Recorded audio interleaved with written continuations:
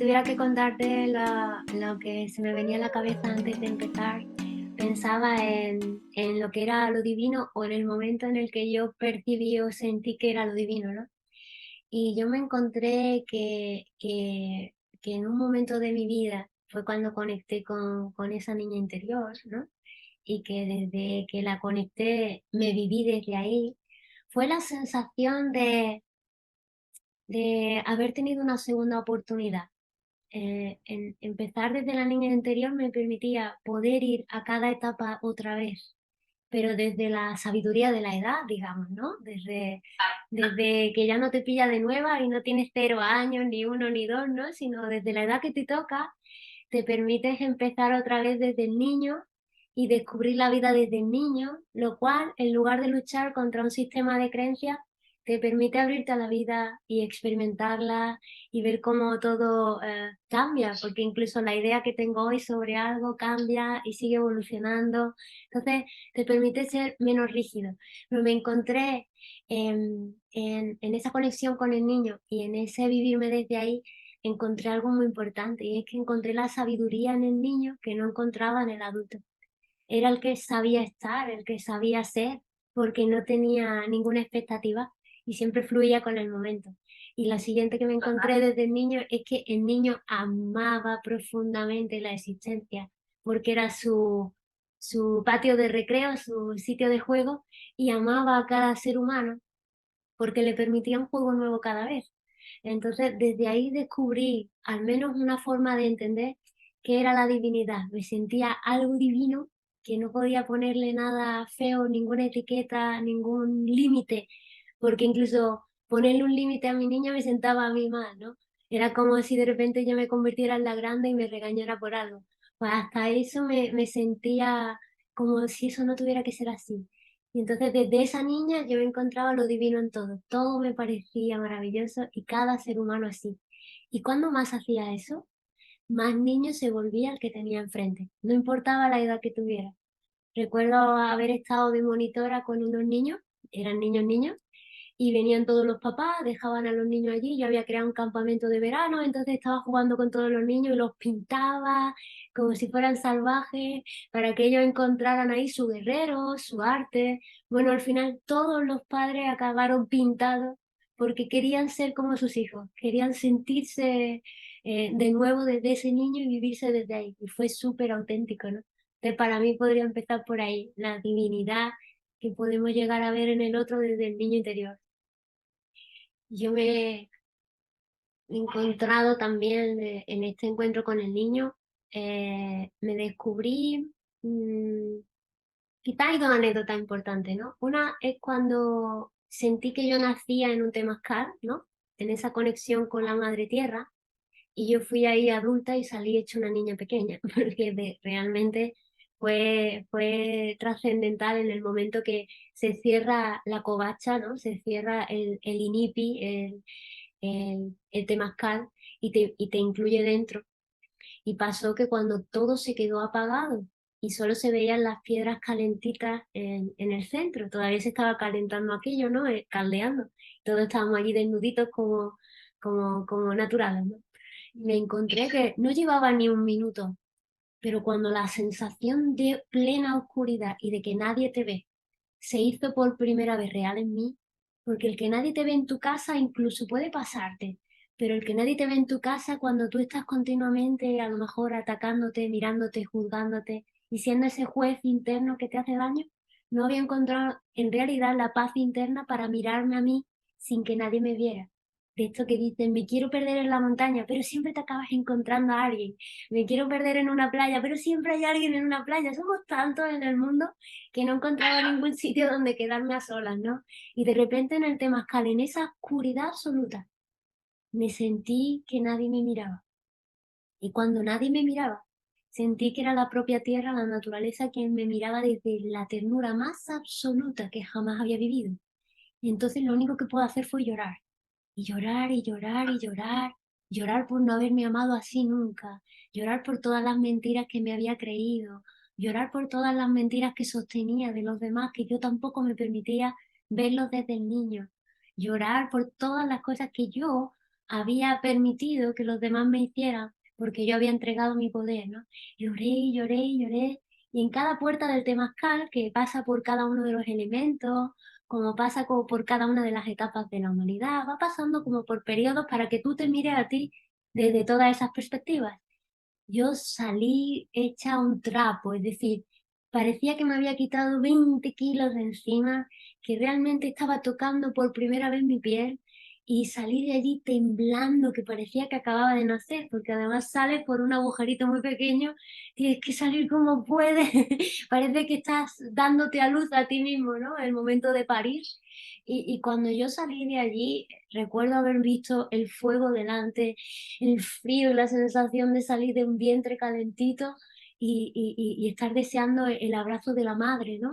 Entonces me di cuenta de cuál era la sensación de separación desde que nacíamos. El salir del vientre de la madre, salir del calentito y de sentirte en casa y tener que enfrentarte a la vida sin saber cómo es ni qué hacer, ¿no? Sales del calorcito al frío, sales todo así, ¿no? Entonces de ahí me bañé en el río y el río estaba frío, frío, frío. Era después del invierno justo y estaba súper frío. Entonces recuerdo que tenía que entrar y bañarme y todo mi cuerpo estaba en una catarsis súper fuerte, ¿no? Pues fue echarme el agua y sentir cómo el agua fría cristalizaba en mí lo que había vivido, se volvía cristal, se volvía éter. El cuerpo entero hacía crrr, que en ese momento solo se me ocurrió gritar y decir, ya estoy aquí, ya estoy aquí. Pues wow, esto es nacer de la tierra y esto es nacer acompañado de otros hombres y mujeres medicinas que cantaban y tocaban para que tú, con los cantos y las cantos medicinas, recordaras la verdad universal, ¿no? Que todos somos naturaleza, que todos somos uno, que venimos aquí a amarnos, a querernos, a respetarnos, a crecer juntos, a hacer comunidad, somos tribu, somos humanidad. Entonces fue una experiencia de ahora veo lo divino en lo humano.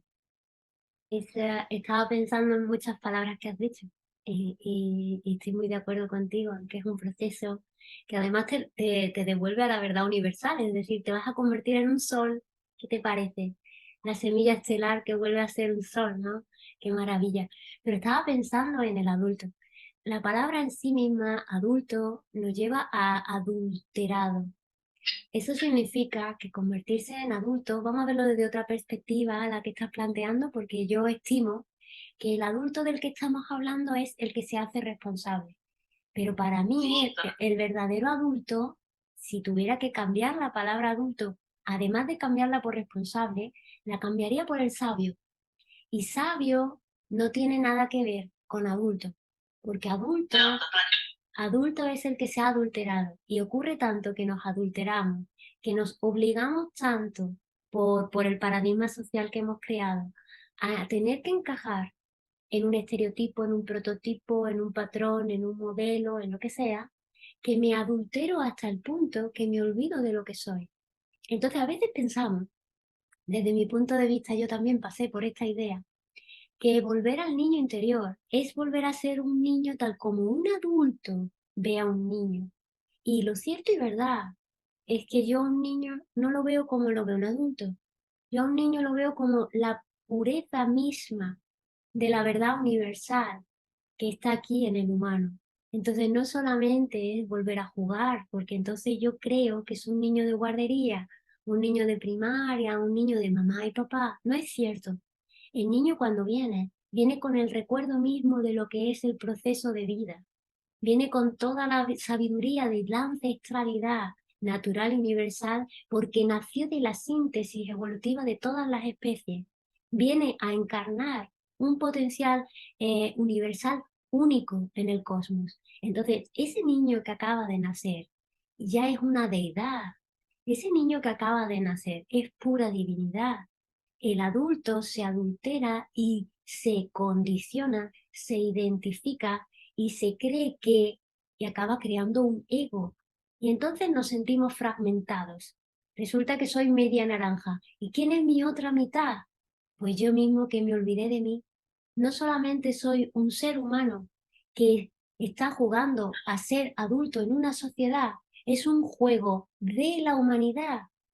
Yo además soy pura divinidad, natural y universal, más allá de identificarme con un ser humano. Soy la conciencia que habita un vehículo biológico. Entonces, este vehículo biológico, esto es el templo en vida en el cual yo habito y me convierto en la divinidad que engrandece a la humanidad, y yo también soy la humanidad que honra lo divino a través de mí.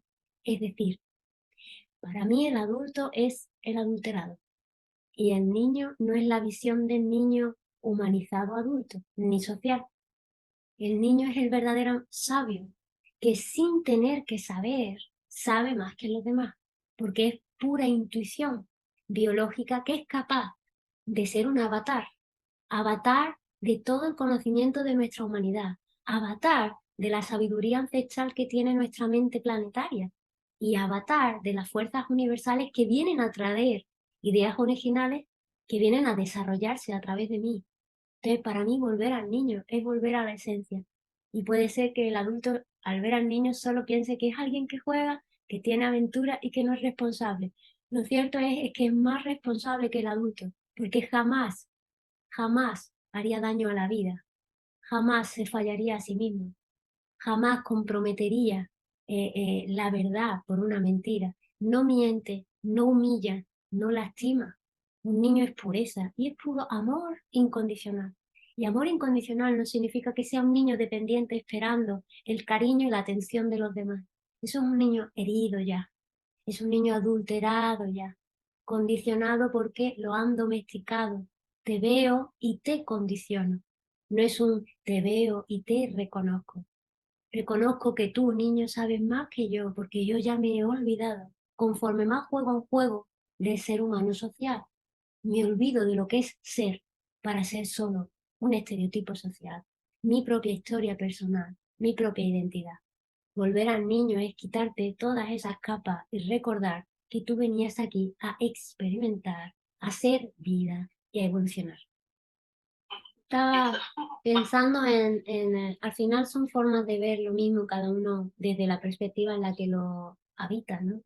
Y estaba pensando en que cuando yo me refiero al adulto por adulterado, y te decía que veía la responsabilidad, veía que el niño es el niño interior, pero fuera es el sabio exterior. El sabio realmente se ha consagrado con la maestría, o bien de su propia experiencia, o bien del legado de la ancestralidad, o bien del legado natural universal. Es decir, el niño nace sabio, por ende, y si se le escucha realmente tiene la soberbia de decirte las cosas claras. Entonces estaba poniendo, en mi mente me venía un ejemplo cuando estaba trabajando con determinadas tribus que tenían que ver con el indigenismo, como una forma de despertar en el ser humano social, el ser humano natural, su humano naturaleza, me encontré que en los rituales que se hacen, tanto si se danzan como si son para honrar a lo sagrado que es la vida, son patrones que ellos han ido transmitiéndose a lo largo de generaciones y que también se llaman patrones ancestrales estelares, porque están conectando al ser humano con todo lo que es bueno, los movimientos astrológicos para nosotros suponernos también ese movimiento astrológico y cosmológico aquí encarnado en un humano, ¿no? Somos ese movimiento, la raza que tiene la capacidad de moverse por todo el planeta respecto a otras razas, ¿no? Bien, para ser el sabio de la tribu, para ser el sabio de esas comunidades, hacían falta años de experiencia.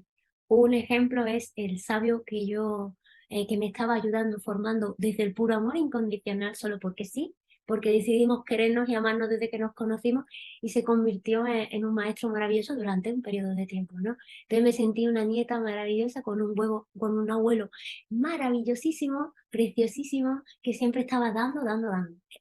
Y descubrí ahí dos cosas. Una, para ser el sabio, él se dedicó 40 años a mantener un fuego que se llamó el fuego sagrado, 40 años de dedicación a un fuego, y esa fue su tarea para acabar convirtiéndose en un gran hombre de poder para la comunidad, porque él fue instruido por el maestro, el gran maestro para todos ellos, el fuego.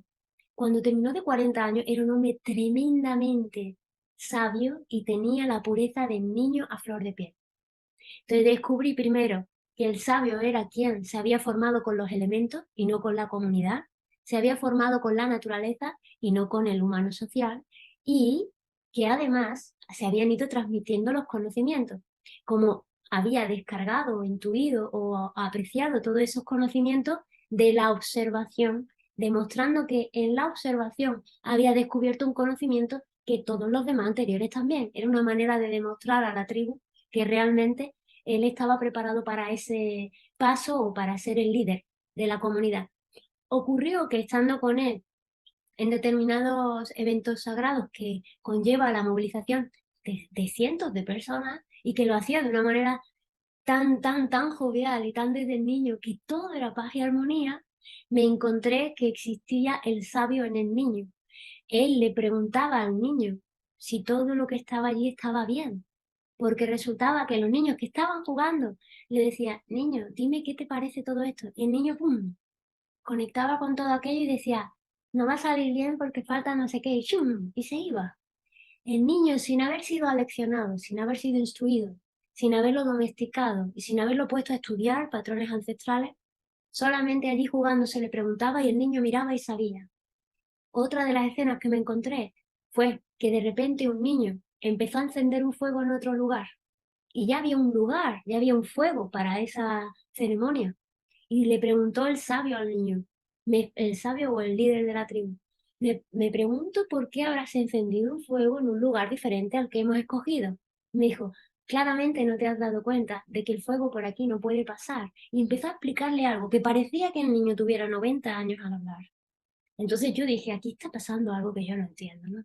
Fui viendo cada vez más escenas a lo largo de los meses, porque fueron años, hasta que un día vi que un niño se acercaba al abuelo y le decía, levántate. Un niño levantó al anciano de la tribu de su asiento y se sentó él. Cogió el bastón de mando y se puso a ordenar. Dio 3 órdenes que el adulto o el mayor no había dado. Y cuando todos fueron a cumplirlo, porque si un niño lo dice, todos lo hacen. Cuando terminó de decirlo, soltó el bastón de mando y se fue. Entonces fue cuando yo ya tuve que ir a preguntar. Ya había tenido muchas experiencias propias y no quería interpretar. Y fue cuando yo le pregunté, maestro, ¿me puedes explicar qué es esto? Que el niño trae una pureza tan asombrosa que conecta con los patrones ancestrales y estelares de manera que el que ya se ha adulterado, ya se ha olvidado. Ya tenemos que pasarnos el conocimiento hablado o escrito, porque hemos olvidado la fuente misma de la información que ha hecho que toda la humanidad llegue al aquí y a la hora tal como es. Entonces, realmente el niño puede estar jugando y haciendo lo demás, pero que si está siendo libre, conecta con la verdad que nosotros ya hemos olvidado cómo conectar. Es cierto que también sacando una bandera blanca al personaje, el personaje nos ha hecho sobrevivir, ¿no? En este entramado social que es tan complejo, con tanta expectativa, con tantos juegos que son a la vez, con modas que van cambiando todo el tiempo, creencias que también. Entonces, llega un momento que el niño se acaba creyendo el cuento, acaba creyendo que el cuento social es la verdad y solo puede ver esa verdad.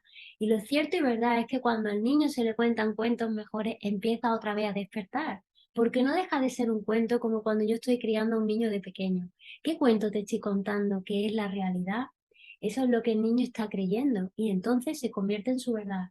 Si su verdad está haciendo que el niño deje de ser niño para convertirse en alguien que para saber tiene que estudiar, que para saber tiene que esperar a que se lo diga, o que para saber o creer en sí mismo tiene que esperar al reconocimiento de los demás, ese niño ha perdido su propia esencia y no es perdido, es que se ha salido del centro, se ha desubicado. De volver a ubicarse es reconocer que nos estamos contando un mal cuento. Realmente la vida no es el cuento que nos están contando y depende de nosotros, porque más allá del niño al que le cuentan un cuento, también podemos ser el cuentacuentos que despiertan a los demás niños, porque realmente yo me he encontrado cuando estaba en este proceso de renacer y me sentía otra vez desde la niña y decidí vivirme desde ahí a toda costa, yo sentía una inspiración, sentía una inteligencia, yo le llamaba sabiduría ancestral, cierto es, que me decía cosas que yo no sabía antes. De repente me guiaba como todo. Sabía cocinar cuando yo no sabía cocinar comidas y cosas. Me venía todo desde la sabiduría ancestral. ¿Qué hacer? ¿Cómo hacer? ¿De qué manera? ¿Qué le pasaba a alguien? ¿Cuál era la herida que tenía en la pata esa persona que tenía enfrente, ¿no? ¿Cuál es la astilla que tiene clavada en la pata? La razón por la cual es un león que no para de rugir y que da miedo, ¿no? Pero me lo contaba como una abuelita maravillosa. Yo recuerdo sentarme en el sofá así apachachada y quedarme como la que le están contando un cuento. Y yo dije, esto jamás me ha pasado. Solo que dejé de creerme el cuento social, empecé a creerme el cuento de que quizá yo era hija de la tierra. Y al creerme el cuento de que yo era hija de la tierra empezó a hablarme. No era tan descabellado, no era tan difícil y todo lo que me decía era bonito y honrado, entonces ¿por qué no continuar? Entonces me enseñó algo muy instintivo, muy desde el humano naturaleza, desde el niño naturaleza, y era mirar a los demás para aprender desde su lenguaje corporal, no desde lo que dice, sino desde lo que hace, porque mucha gente dice mucho y hace poco, y lo poco que hace dice mucho de qué tipo de persona es. Entonces me enseñó a mirar lo que uno hace y no lo que dice. Entonces miré y entonces comprobé que realmente había un lenguaje corporal que hacía que las personas te dijeran, sin hablar, si se encontraban bien, si se encontraban mal, si querían estar allí o no querían estar, si se tenía que proteger o si se sentía abierto a jugar. Solamente yo me quedaba mirando desde una esquina de una habitación y comprobaba en la propia tribu humana que había frente a mí qué le estaba pasando en realidad, porque lo que realmente indicaba su cuerpo era un lenguaje mayor que lo que tú dijeras. Hay personas que dicen, sí, sí, me encanta, con toda la cara de, por favor, sácame de aquí, o no quiero estar, y están obligándose a tener que tomar una decisión porque socialmente es lo más adecuado. Sin embargo, todo su cuerpo está pidiendo, por favor, salir de ahí, o cámbiame de lugar, o no sé qué me pasa, o no sé cómo reaccionar, ¿no? Entonces, el lenguaje corporal, más allá de la propia lengua, era un lenguaje universal. Entonces me mostró cómo ese lenguaje universal que podíamos hablar entre seres humanos valía incluso para animales. Ese mismo lenguaje corporal, bien entendido de la observación, me permitía entender al animal y el animal me entendía a mí. Así que empecé a interactuar con el animal y surgió eso que le llamamos telepatía animal, ¿no? No es una telepatía animal, en realidad es que el animal se está expresando y no es que hable perro, ni habla gato, ni habla caballo, sino que habla naturaleza y yo también soy naturaleza y también sé hablarlo. También sé expresarme de modo natural y el animal me entiende y yo a él. Y se empieza realmente a desarrollar una telepatía con el animal, que entonces empecé a preguntarme si no sería la misma que se acabaría desarrollando con el ser humano y se desarrolla igual. Puedes acabar no solo percibiendo en su lenguaje corporal que no quiere algo, que sí quiere algo y demás, sino que empieza a surgir una intuición de que sabes exactamente lo que el otro le está pasando, que empieza a la empatía humana, que es esa cuarta dimensión, es cuando realmente nos vivimos en la emocionalidad, que no son las emociones, sino la emocionalidad. Es aquello que se siente, que se percibe, pero no se dice. Y ahí entramos en una cuarta dimensión humana, natural, que es biológica y nos pertenece, que es la empatía y la intuición, que incluso funciona por instinto. Tu propio instinto te dice, yo no quiero estar aquí, uy, y te vas. O la intuición de, yo creo que a esta persona le está pasando algo y yo creo que tiene que ver con esto. ¿Será que le voy a preguntar, oye, ¿estás bien con tal cosa? Y lo acompañas, lo quieres, lo cuidas, lo respetas.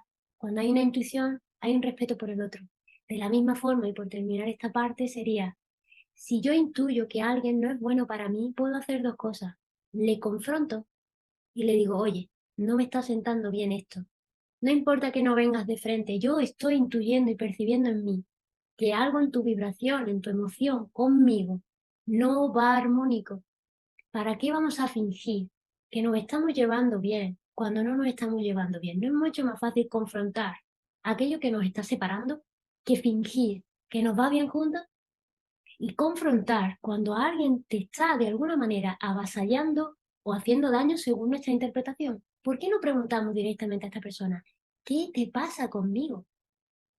¿Qué necesidad tienes de estar confrontándome, chocando, atacándome o hablando mal de ti? ¿Por qué no preguntamos directamente con toda la compasión del mundo, ¿qué te está pasando a ti para acabar actuando así para con otro ser humano? Porque si nos lo tomamos a lo personal, nos convertimos en una persona. Y una persona es un personaje. Cuando nos lo tomamos desde el ser, Yo te pregunto al otro, ¿por qué tú eres así? ¿Por qué decides ser esto? ¿Qué te pasa a ti? Pero yo no soy ni el objetivo de tu ser, ni soy el que motiva a tu ser. Cada uno es lo que elige ser y eso nos da independencia de lo que los demás hagan y nos da responsabilidad respecto a lo que nosotros decidimos ser y hacer. Y si para mí tú eres un universo único, lleno de vida interna que solo tú conoces, y además eres, si lo queremos ver así, el ser, la esencia que habita ese mundo interno que tú has creado para ti, es imposible que yo que habito mi mundo y el otro que habita el suyo seamos capaces realmente de entender al otro. Puedo vivirme junto al otro, acompañar al otro y compartir cosas con el otro, pero tú eres absolutamente un mundo completo en tu interior, una galaxia llena de vida, un microcosmos en el macrocosmos que somos. Entonces, resulta francamente imposible que yo pueda esperar algo de ti y que sea exactamente lo que pase, porque tu camino es único, tu experiencia es única, tu sabiduría es única, tus elecciones son únicas y las mías también. Sería tan doloroso esperar que el otro sea lo que yo espero, que esperar hace daño, porque hay una expectativa. Y ocurre que muchas veces cuando somos padres y añadimos esta parte, lo primero que, como dices tú, la narrativa que contamos a los niños es muy importante, pero qué importante es la narrativa que yo me cuento a mí mismo. Porque la historia personal que yo he escogido contarme a mí misma desde donde yo escojo contármela y hacerme la víctima o el héroe de mi propia historia personal, depende solo de mí. Y entonces la historia personal que yo me cuento determina en síntesis quién soy yo ahora. Entonces, la narrativa que yo le voy a contar a mis hijos es la siguiente etapa de mi propia película, la segunda parte de mi propia película personal, donde el personaje ahora tiene hijos. Pero es que el primer libro de mi vida lo conté yo y yo decidí, siendo el escritor, la historia del personaje que yo fui el experimentador. Y lo cierto es que para poder cambiar o contar una narrativa hermosa a nuestros hijos, primero tenemos que contar un buen libro de nuestra vida. De hecho, estaba pensando que qué maravilloso que quiera que parte de tu vocación sea ofrecerte en el sentido de aquella maestría en la que yo me estoy haciendo a mí misma, la maestría de la experiencia de mi vida, yo la pongo al servicio y así me convierto en un solucionador, en un humano medicina, que también le llamo yo, ¿no? Una mujer medicina que da lo que tiene y aporta lo que sabe para ayudar al colectivo y al que tiene enfrente, ¿no? Entonces es cierto que ahí nosotros damos lo que sabemos y acompañamos el proceso que más entendemos. Que también está aquel que simplemente acompaña de manera neutra también, en el sentido de que no tengo por qué entender lo que viviste porque no necesito haberlo vivido, sino que te acompaño en tu sentir y en tu transformación y en tu crecimiento. Me voy a poner un ejemplo. ¿Qué pasa con aquel hijo que está cuidando de una madre que ya es mayor y es dependiente? El hijo nunca pasó por ser dependiente, excepto cuando era un bebé y realmente tiene poca experiencia de lo que es ser dependiente, incluso de poner un pañal, porque siempre se lo pusieron a él. Entonces se encuentra en la tesitura de acompañar a su madre porque la ama incondicionalmente y quiere estar en este proceso de transformación biológico, le lleva donde le lleve y aprende junto a su madre, aprende a ser acompañante como la acompaña en el proceso de maduración de su propia biología, ¿no? Entonces también está el acompañar de forma neutra a otro ser humano porque jamás también desde otra perspectiva, jamás voy a entender el camino único del ser que tengo enfrente. Al final lo puedo acompañar con mucho amor incondicional hasta donde no, el camino nos conecte, que también es cierto que a veces incluso los caminos se separan cuando tiene que ser. Y yo hice lo que pude para acompañarte a ti, ¿no? Gracias, muchas gracias. Para mí la divinidad es cierto, para mí como para ti, la divinidad para mí es todo. Cierto que no sería capaz de decir que ninguno de nosotros no seamos algo divino, ¿no? La propia vida en sí misma para mí es divinidad, es una expresión tan impresionante de lo que puede llegar a ser el cosmos, el universo, la naturaleza, que el ser humano desde luego para mí es pura divinidad. Y me gusta mucho sentirme lo divino en lo humano, como si eso me permitiera tener dos partes de mí, aquella que se mira desde fuera y aquella que se vive desde dentro, ¿no? Me gusta vivir el cuerpo como un templo en vida en el cual yo habito y desde el cual todo me parece sagrado, ¿no? Porque he tenido la suerte de experimentar que nací de forma sagrada como todo lo demás. Entonces, para mí una cosa que me ayuda mucho a sentirme esa divinidad es esa mirada desde el niño, que es la sabiduría, que se permite jugar, crecer, aprender, mirar y ser sin condiciones a todo lo demás, ¿no? Así que bien, muchas gracias porque me ha encantado este compartir, me ha gustado mucho, mucho, mucho, mucho. Gracias por vuestras palabras también ahí, que hemos estado muy acompañadas las dos. Gracias por esta apertura de corazón, Miranda. Me parece que tienes un corazón gigante y por eso yo te admiro muchísimo y por eso me gusta compartir contigo. Y bien, gracias, gracias, gracias.